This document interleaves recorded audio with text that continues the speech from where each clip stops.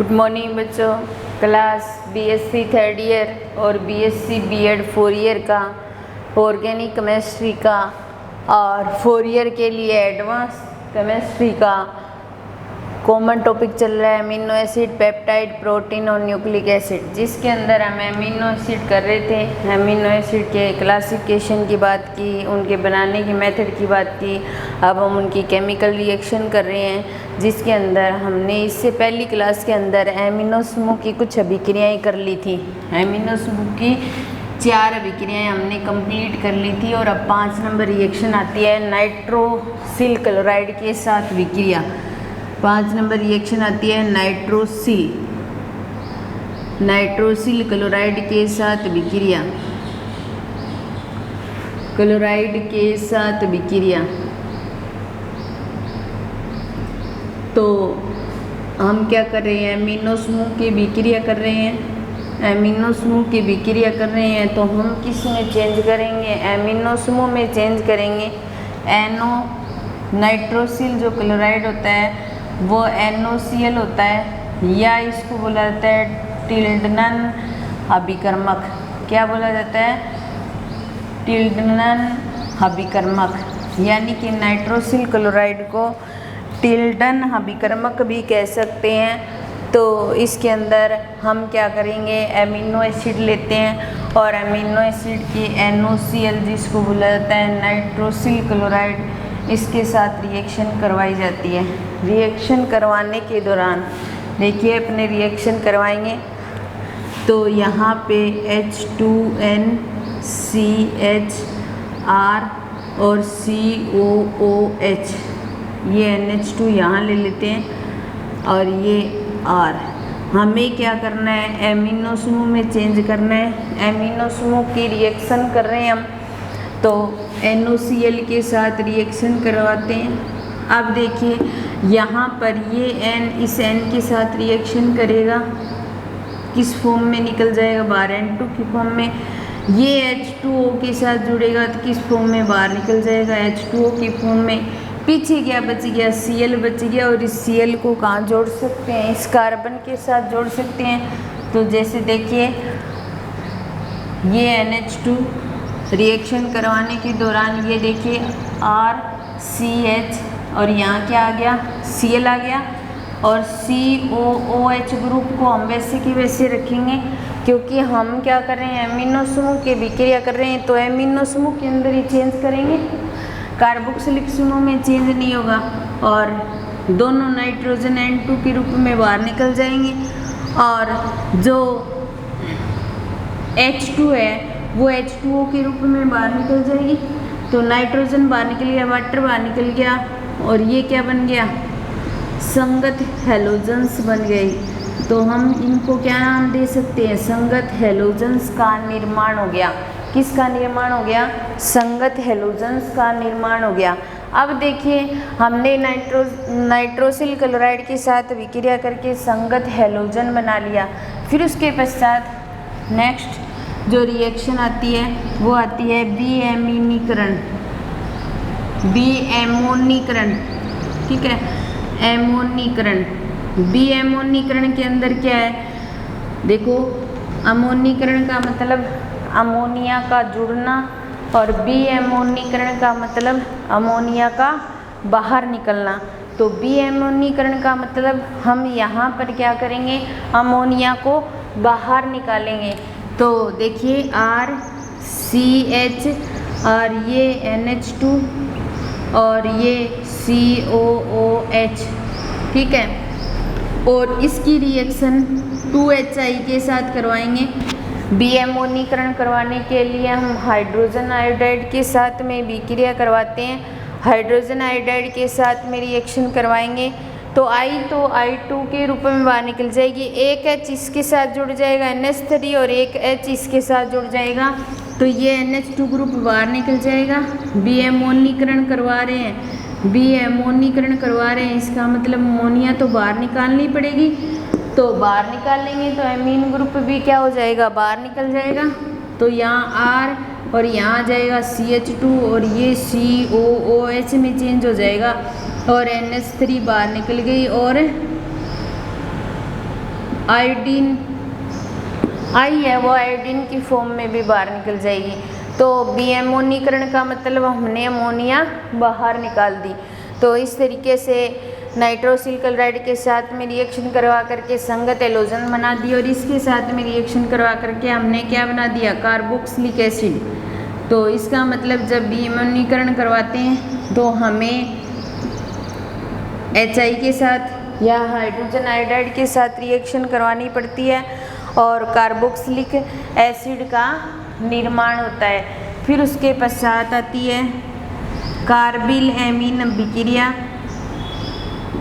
ये रिएक्शन आपने बहुत बार पढ़ी हुई है, 12वीं क्लास में पढ़ी, फिर उसके पश्चात सेकेंड ईयर में भी पढ़ ली होगी, थर्ड ईयर में भी पढ़ ली होगी, लगभग हर क्लास के अंदर लगती है ये।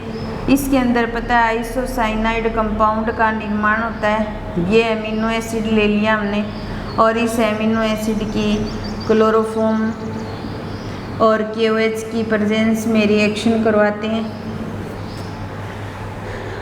ये कार्बन इस N के साथ में बॉन्डिंग करता है और जब ये कार्बन इस N के साथ जुड़ा रहता है तो इसलिए इसको आइसोसाइनाइड बोला जाता है कि ये कार्बन है इसके साथ CN की तरह जुड़ा हो तो साइनाइड होता है और इसकी NC की तरह जुड़ जाए तो क्या बोला जाता है, आइसोसाइनाइड। तो इसमें NC की तरह जुड़ता है तो ये साइनाइड बनता है। अब देखिए ये N और CH R और COOH ये बन जाएगा और ये क्या आ जाएगी, आइसोसाइनाइड फॉर्म। यहाँ से कुछ KCl कुछ H2O ये बाहर निकल जाएंगे और ये क्या बन जाएगा, आइसोसाइनाइड कंपाउंड। क्या बन जाएगा, आइसोसाइनाइड कंपाउंड का निर्माण हो जाएगा। तो ये जो रिएक्शन थी वो कौन सी रिएक्शन, जो एमिनो समूह के अंदर चेंज कर रही है, एमिनो समूह की विक्रियाएं थी। उसके पश्चात हमारी 7 रिएक्शन कंप्लीट होगी एमिनो समूह की, ठीक है। अब हम कार्बोक्सिलिक समूह के विक्रियाएं करवाएंगे। तो कार्बोक्सिलिक समूह के अंदर कुछ रिएक्शन ऐसी होती हैं जो हम करवाते हैं तो हमें एमिनो समूह के अंदर चेंज करने वाले कंपाउंड की भी आवश्यकता पड़ेगी। तो वो मैं आपको रिपीट करूँगी कि हमने वो रिएक्शन की थी तो हमने एमिनो समूह के अंदर ये चेंज किया था। तो अब हमारी नेक्स्ट जो रिएक्शन आती है वो आती है कार्बोक्सिलिक समूह की विक्रियाएं। एमिनो अम्लों की कार्बोक्सिलिक समूह की विक्रियाएं करेंगे हम। तो इसके अंदर देखिए सेकेंड आती है COOH समूह की विक्रियाएं, समूह की अभिक्रियाएं। और पहली अभिक्रिया क्या है, क्षारों के साथ विक्रिया। क्षारों के साथ बेस के साथ में रिएक्शन करवाएंगे, क्षारों के साथ अभिक्रिया। और इसके अंदर देखिए RCH NH2 एमिनो एसिड ले लिया और COH क्षार के साथ में विक्रिया करवाएंगे। तो NaOH क्षार होता है, इसको ले लिया हमने और यहाँ से H और ये OH H2O के रूप में बाहर निकल जाएंगे और यहाँ बन जाएगा RCH और NH2 और COONA। ये पॉजिटिव और ये नेगेटिव फॉर्म में रहेगा और किसका निर्माण हो जाएगा, लवण का। क्योंकि जब हम क्या करवाते हैं,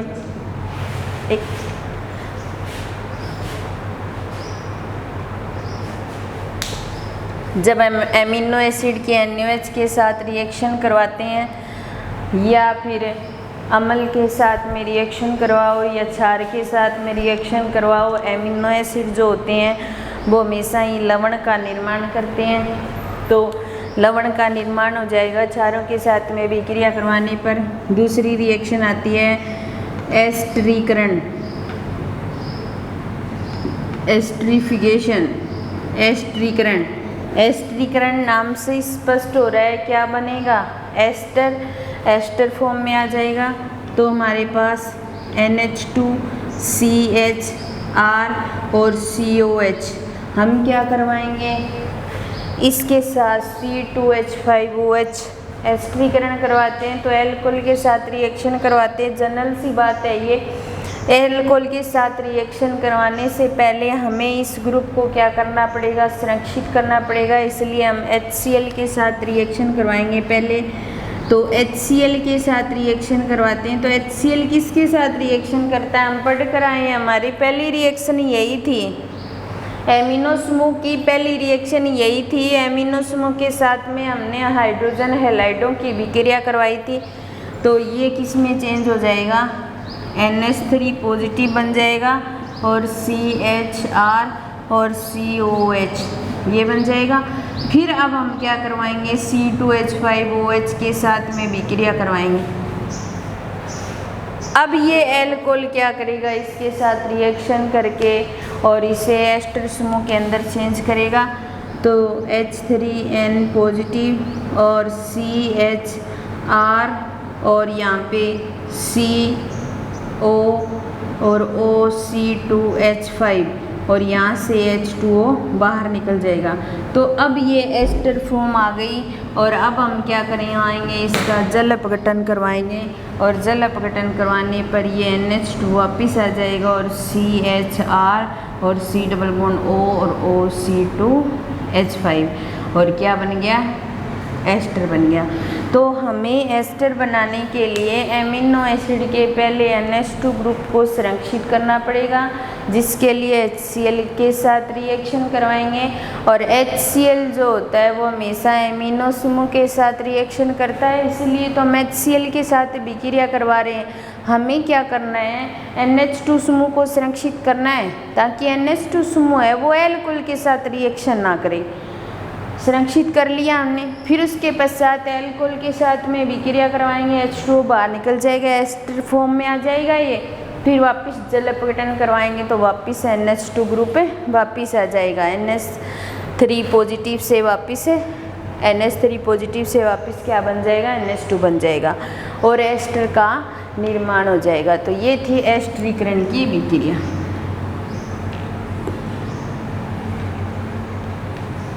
उसके पश्चात नेक्स्ट रिएक्शन आती है अम्ल क्लोराइडों का निर्माण। अम्ल क्लोराइडों का निर्माण।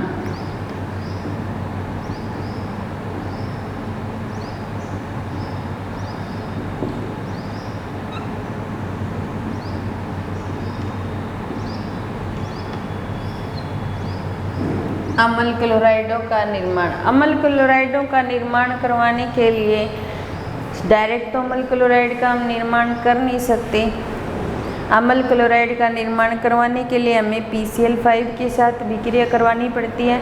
तो उसी प्रकार PCl5 के साथ रिएक्शन करवाने से पहले हमें क्या करना पड़ेगा, एमीन ग्रुप को फिर संरक्षित करना पड़ेगा। तो यहाँ पर NH2 CHR और COOH अम्ल क्लोराइड तो इससे बनेगा।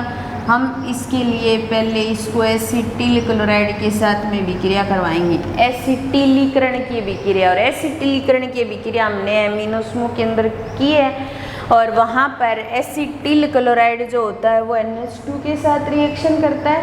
तो यहाँ से एक H और Cl HCl के रूप में बाहर निकल जाएंगे और यहाँ CH3 CO NH CHR और COH ये आ जाएगा। अब हम इसकी रिएक्शन करवा सकते हैं PCl5 के साथ, जहाँ से POCl3 बाहर निकल जाएगा। PCl5 के साथ करवाएंगे तो ये OH ग्रुप बाहर निकल जाएगा। तो CH3 CONH CHR और COCl ये क्या है, अम्ल क्लोराइड है। अम्ल क्लोराइड बन गया। फिर इसका वापस अपने क्या करवाएंगे, जल अपघटन करवाएंगे। तो ये CH3 COOH के रूप में वापस बाहर निकल जाएगा और यहाँ पर क्या बन जाएगा, NH2 CHR COCl और जिसको क्या बोला जाता है, अम्ल क्लोराइड। तो इस प्रक्रिया के दौरान अम्ल क्लोराइड का निर्माण करने के लिए मैंने आपको बताया भी था कि कुछ रिएक्शन ऐसी हैं जिनके अंदर हमें NH2 समूह को संरक्षित करना पड़ेगा और संरक्षित करवाने के लिए NH2 समूह की जो विक्रिया है उसको वापस दोहराना पड़ेगा।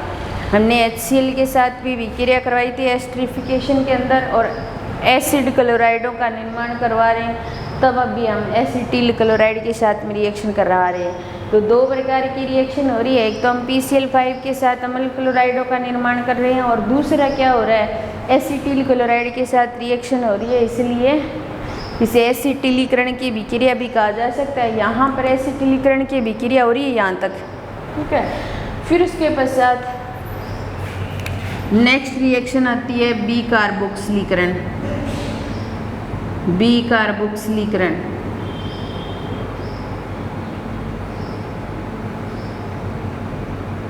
और बी कार्बोक्सिलीकरण का मतलब होता है CO2 का बाहर निकलना। क्या होता है? CO2 का बाहर निकलना। तो बी कार्बोक्सिलीकरण की जो विक्रिया होती है वो बेरियम हाइड्रोक्साइड की प्रेजेंस में करवाई जाती है और बेरियम हाइड्रोक्साइड की प्रेजेंस में जब करवाते हैं तो बेरियम कार्बोनेट के रूप में CO2 बाहर निकल जाती है और हमें प्राइमरी एमीन प्राप्त हो जाता है H2NCHR और COOH। और इसकी बेरियम हाइड्रोक्साइड की प्रेजेंस में रिएक्शन करवाएंगे तो ये CO2 बाहर निकल जाएगी, ये H इसके साथ जुड़ जाएगा तो क्या बन जाएगा RCH2NH2। क्या बन गया? Primary amine. और बेरियम कार्बोनेट के रूप में CO2 बाहर निकल गई और H2O बाहर निकल गया और क्या बना दिया हमने? प्राइमरी एमीन का निर्माण हो गया। क्या हो गया? प्राइमरी एमीन का निर्माण हो गया। तो इस प्रकार हम बी कार्बोक्सिलीकरण की रिएक्शन के दौरान प्राइमरी एमीन भी बना सकते हैं। तो हमारी ये सारी रिएक्शन कंप्लीट होगी। लास्ट आती है अपचयन। अपचयन के अंदर क्या करते हैं, अपने एमिनो एसिड लेते हैं और लिथियम एल्यूमिनियम हाइड्राइड की प्रेजेंस में रिएक्शन करवाएंगे तो H2NCHR और COOH और इसका अपचयन करवाएंगे।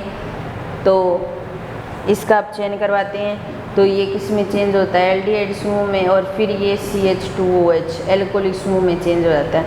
तो हम इसको डायरेक्ट कर सकते हैं। तो लिथियम एल्यूमिनियम हाइड्राइड की प्रेजेंस में अपचयन करवाएंगे तो H2NCHR और CH2OH ये किस में चेंज हो जाएगा? एल्कोहलिक समूह के अंदर, यानी कि एल्कोहलिक फॉर्म प्राप्त हो जाएगी और वो भी कौन सा? प्राइमरी एल्कोहल का निर्माण हो जाएगा। तो इस प्रकार हमारी आज की क्लास ये समाप्त होती है। धन्यवाद।